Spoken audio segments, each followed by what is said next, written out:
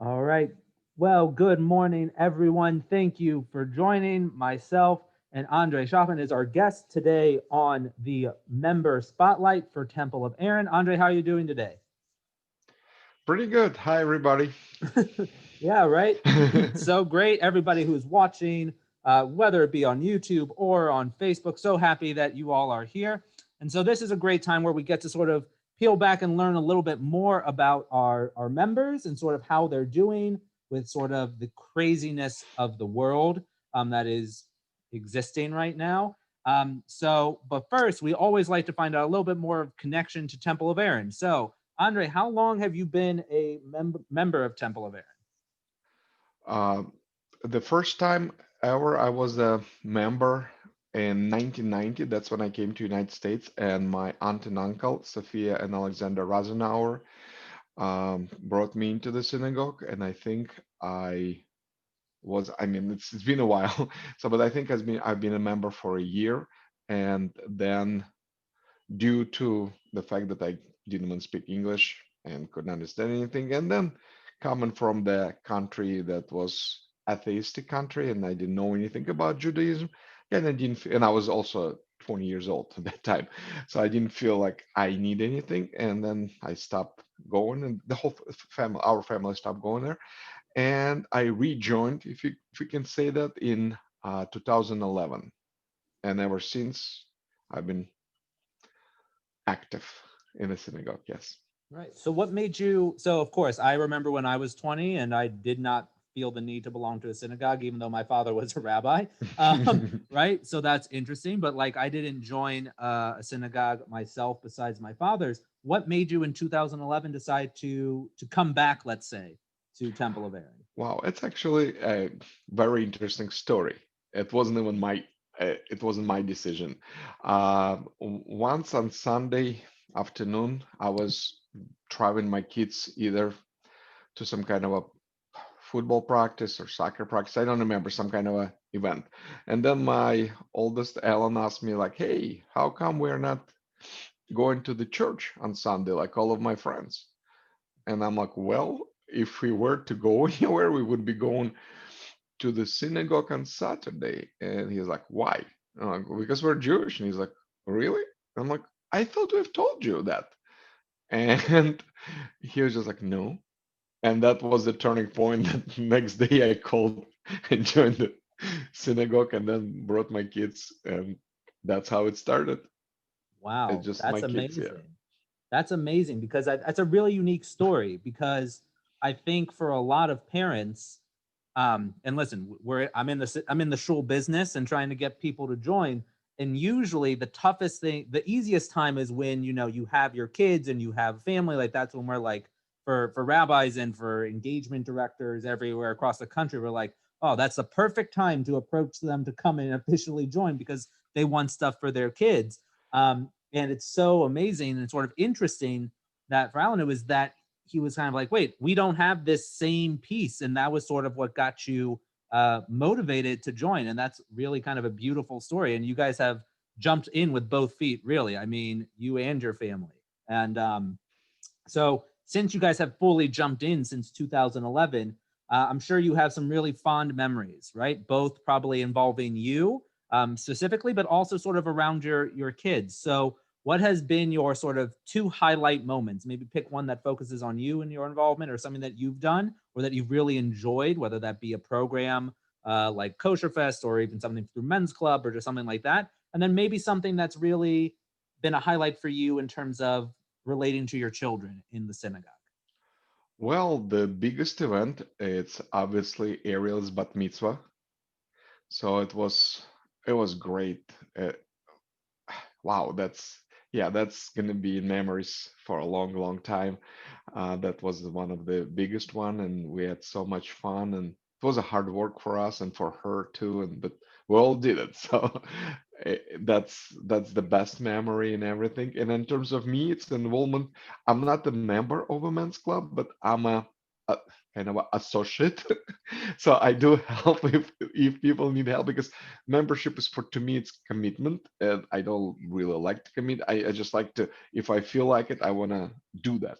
And I've been basically I've been doing almost all the events anyway that men's clubs do, but I just wanted to be kind of a little bit separate. And the stuff that we've done, I mean, the cooking and when we assemble or disassemble the sukkah, that was always fun. Right. Yeah.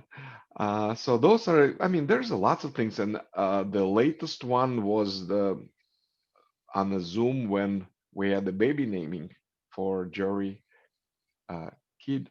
That was fun. That was a lot of fun, just because I felt so disconnected at that moment.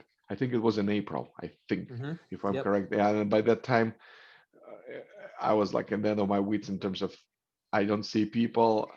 I uh, and so it was a lots of fun to see so many people being part of that event. Right. Yeah, and it's so interesting because like you're the thing that I've noticed with you personally is that your a lot of your involvement is through the volunteering, right? Through volunteering to do things at the synagogue. So like whether that be taking down the stage, taking down the openings, putting up the sukkah, taking down the sukkah, right? All these different things. Like it's for sure if like I know for myself or anybody on the clergy team for sure, Josh, real quick call to you to see if you could help out, and it's almost always a yes, right? Even if it comes down to making the popcorn and giving popcorn out at play or whatever it might be, right? Like that's absolutely amazing. And it's just one of those things that's so interesting to see how different people associate with their Judaism, right? For some people it's really going and sitting in services, which is great and fantastic. But for some it's through those action pieces, right? And I think that's really amazing, and noticing how you've sort of tapped into your Judaism and your involvement is through that volunteering, which is of course a huge aspect. And so of course we're indebted to you for that. So thank you for 1,000 times over for everything that you've done to volunteer for You're us. welcome. And that's interesting. You just remind me how I start going to the minions and into the morning prayer on Sundays. I just was bringing my kids obviously to the synagogue, and then I found out that at the same time that I'm bringing them, there's a praying going on, and I was just like, well, if I'm already here, I might as well just join. And first, I just started joining Wednesday nights. It was 20 minutes. It was very nice and easy, and then Right. I started learning, and I uh, and basically when all my friends were asking me like, Andre, why are you doing this? What's in it for you? And I'm just like, well, it just makes me feel good after I'm done with praying. And one of my friends was like, basically, that was a selling point for him to join the Temple of Air. I'm not gonna disclose the name, but that was just when he heard it, he's like, I was ready for you to tell me anything, in terms of just brainwash me and everything, but you just gave me a very simple answer, which really touched me.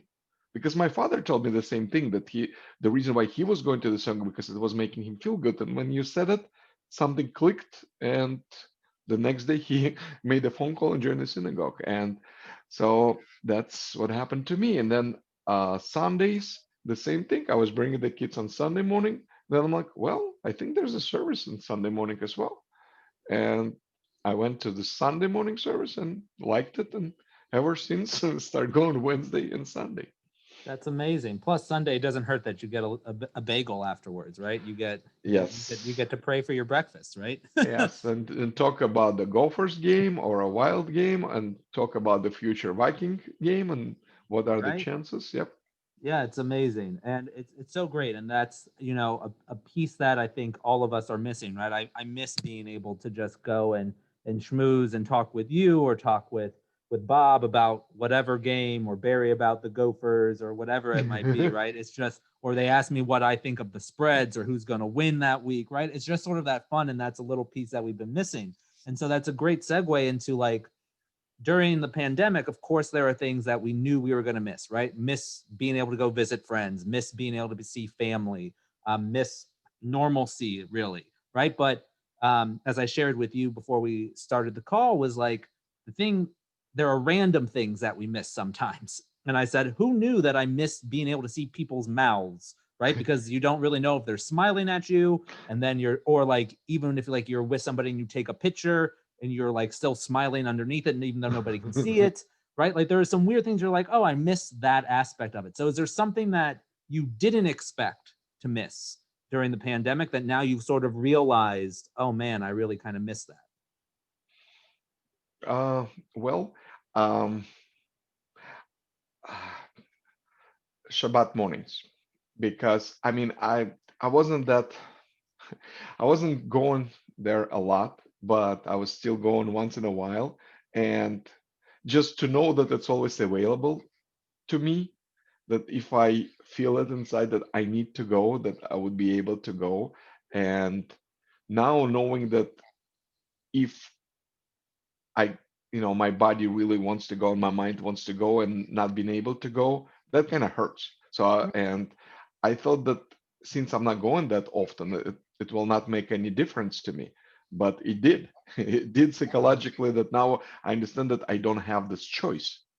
So it's all Right. about the choices, so that's why that COVID basically just limited our choices. Right. Not maybe as much our lifestyle as much as just an idea that if I want to, I can do whatever I want to do. Now Right. it's limited.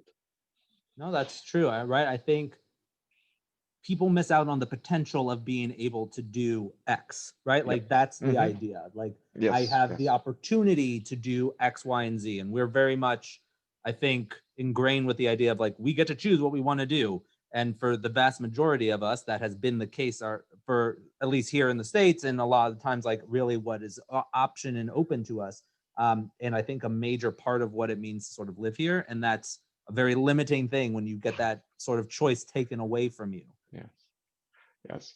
Thank you for make it sound better to what I was planning to say. No, That that was that's perfect. exactly on money. Yes, that's the right. Well, Yep. what you said is that idea, right? And it's so interesting. And I think the beautiful thing that you said is like when your body and your mind like feels like that's what you need, right? Like there are, I think, those Hmm. mornings where we feel like we need that sort of spiritual Hmm. connection, whether that be to the divine or the spiritual connection that can be around from being others who are like you and who are there for sort of a same connecting, joining feeling. And that's really kind of beautiful the way that you put it in terms of how your body almost tells you Hmm. that you need Yes. it. And it's true, it's limited, but it also has, in a weird way, COVID has provided opportunities that we might not have been able to partake in previously, or provided opportunities for us to sort of think outside the box, whether that be as us individually or for sure as a congregation. So what's sort of a new, I don't want to say positive, but the looking at the glass half full way of looking at what's going on right now around the world that has been for you? Like, is there something that has been that you've been at least happy that you've been able to tap into during this time? Yes, yes. I'm trying now at 6 o'clock. I was able, like as I mentioned before, I used to be able just to do it on Wednesdays because I was working other days. And sometimes I wouldn't be able to go to the synagogue because I live in Lakeville. It's almost a half an hour drive. But now I just figure, hey, there's no excuse for me not to get on Zoom at 6 o'clock and just join everyone to say the Kaddish and praying for this 15 minutes. Because what if, I mean, we're not going to have a minyan because if I remember on Wednesdays, not always we would have a minyan, and if people need to say Kaddish, it's very important and it's needed. And so now I'm just trying to make sure that at 6 o'clock I'm on Zoom for praying. And it's unless if I'll just really have a huge headache from staring at the computer the whole day, been working in the same room and in the same computer. So then once in a while I can miss, but other than that, I'm always on it. So I appreciate the fact that I can be part of it. And again, I have to bring baby naming, and so now you can be part of this, and it was great. Also, as I know that sometimes people cannot attend the funeral for one reason or another. Maybe they're out of town and they couldn't get soon to the funeral. So now they can be part of the funeral via Zoom, which is a very important thing, I guess. And maybe we'll continue doing that even Right. after the whole thing is over. Hopefully someday it will be over. And but I think that that practice might stick because Right. I think it's very good thing to do. Right. No, it's so true. I think, it's made us, I mean, in terms of providing education opportunities, right? Like it's been great. You've been staying on and also learning from our guest teachers when they come on. Mhm. And it also allows people to, as you said, you and I were talking off screen before, like, or off video, I should say. And it's like, yeah, I can walk around the house and I can still hear what I'm doing. Like I do Yeah. the same thing. Like if I sometimes can take a class from somebody who's teaching in Israel, like, yeah, I'm sitting in the office or I'm sitting at my pseudo home office, known as the couch. And like doing stuff still, I can still listen and take something in, which is unique. But also the funeral one, my sort of adoptive grandmother passed away during COVID, and I was able to join my family and their family like virtually for those things that I don't know if I necessarily would have been able to travel to St. Louis had we not been in COVID. And that would not necessarily have been the option. And so there are some positive lights that we can think about, the opportunities about how we use it, and can try, as I said, look at it sort of half full. Um, and you also mentioned, because when people work, it's not always easy to get to Minion. And also, though, I kind of want to talk about your work because I know it's an insurance, right? And so, and selling life insurance. And so I just, when we were talking, it sort of made me wonder, like, what that has been like. Like, life insurance is not a necessarily an easy topic to discuss with people. And in the midst of a pandemic, like, I'm curious, how has there been a spike in people being like, oh, really, I need life insurance more than I think, or less than I need, or has it stayed the same? And what has it been like to have those conversations, which I imagine were probably a little bit more intimate, and because it is sort of a tough subject to talk about one's own life and mortality?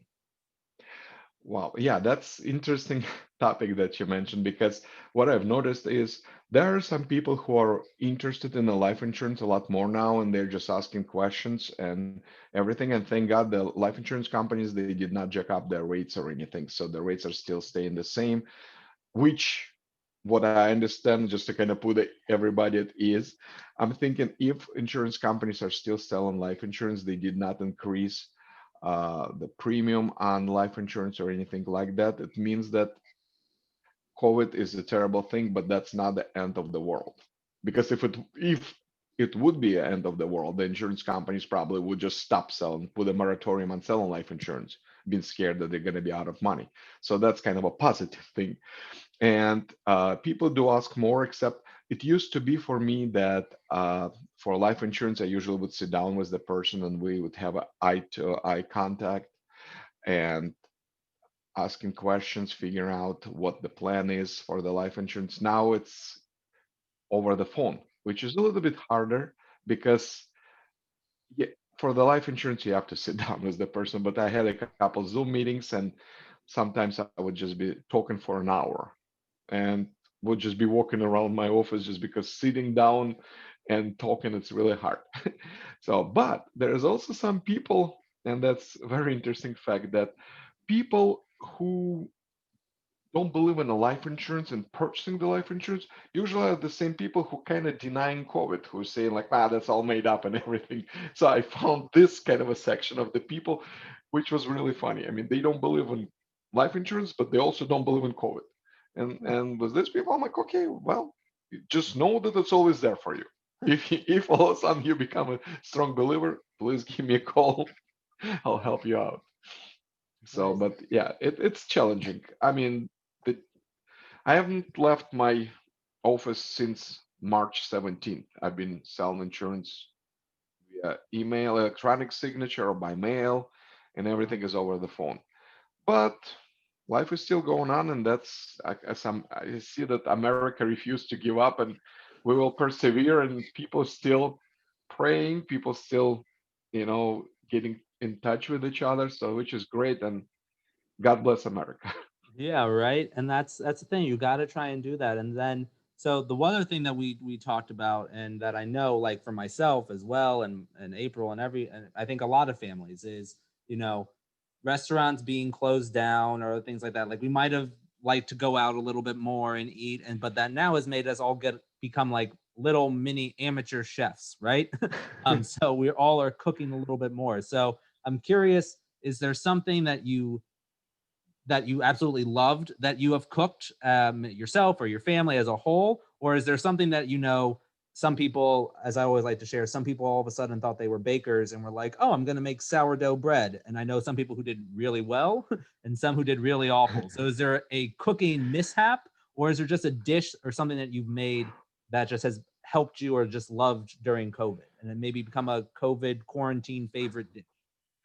Well, yes, you're right. I mean, since we're always stuck at home, we just decided to cook something different for ourselves. And my wife decided to make some Indian food, which we bought a lot of spices. And so far, it wasn't any mishaps because she's doing great. She's a great cook and with lots of experience. And everything so far tasted good.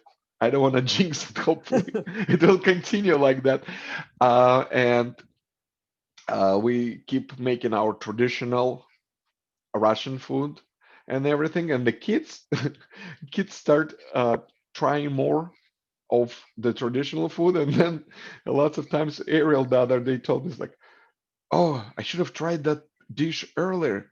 How much did I miss out on not trying lots of different foods now?" And I'm like, "Well, we've told you just try it. At least try it for once, and then at least you'll know whether you like it or not. And then when there's a conversation about certain dish, you can say like, well, I've tried it. It's not mine because of this, this, and that. But if you've never tried, how can you say I'm not gonna eat it? And of Right. course, I mean, the kids were born in the United States and but they have this Russian descent and borscht, the beet soup, they start liking it. They There you finally go. start eating it because the winter time is the best, for the hot soups and stuff. Yeah, but yeah, we've been cooking a lot and like I said, so far no mishaps. That's amazing, right? I know Russian cuisine. I've not been able to. I haven't dabbled in it too much, but I know a lot of people who have and just love it, and it's amazing. So I understand not branching out too much from it. But Indian food, that's amazing, right? Like it's Yeah. so interesting to pick these different things. We cook a lot of Indian because Indian food is very vegan friendly. So Hmm. it's like coconut milks, which is so not real milk, and curries and chickpeas, and Hmm. so and like you said, definitely during winter months, which we have plenty of them here in Minnesota. It's nice, and I think Indian adds another little level of like almost comfort, warm sort of feel to it. That is what I love about it, and it's Yeah. absolutely amazing. And the different spices because you want to try to get something different because if you constantly eat at home and not really going to get lunch and everything because it used to be a lot easier if you work in an office to go out for lunch. Right, Now you stay at home and you're just like, man, well, do I want to do this DoorDash or do I want to really go somewhere and grab it? I'll just cook at home. It's just right, easier. right. And now leftovers for sure. Now I know that we make more because we're like, well, that will be lunch tomorrow. Because usually we were Exactly. like, especially April, because she gets food at work because she works for Pizza Luce. And she's just like, oh, now I get to bring my Oh, leftovers and I just have nice. all of that. Right. So it's very, very interesting. And so it's a really amazing. And it's just interesting what we start to appreciate more, right? Like, yes, we can miss restaurants, but we can also look at like, oh, I appreciate the fact that I'm cooking more or that I like for me, it's like I know exactly what's in my food because I'm making it and all these other things. And it's really sort of a slight positive spin that we can try and put on things. Yeah. And oh, I forgot that was the first time we did it in April because since it's been already 8 months, I forgot that Irina made pho. Oh, She did really, we bought all the ingredients and we did it and wow. wow. It's, That's absolutely amazing. yeah, because you have to, for 6 hours or 7 hours, you just have to boil all the bones and everything Hmm. for the a liquid and stuff for Right. soup. Yeah, so it took her 6 or 7 hours, but then that was great. I mean, that was a success. We were scared a little bit, but especially to have the raw meat, Right. pour the hot.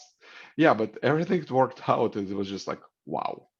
That's Yeah. amazing. Yeah, it's so much fun to do things. I remember when I was living in LA and still eating meat, I made my own beef broth for my own homemade French Mhm. onion soup.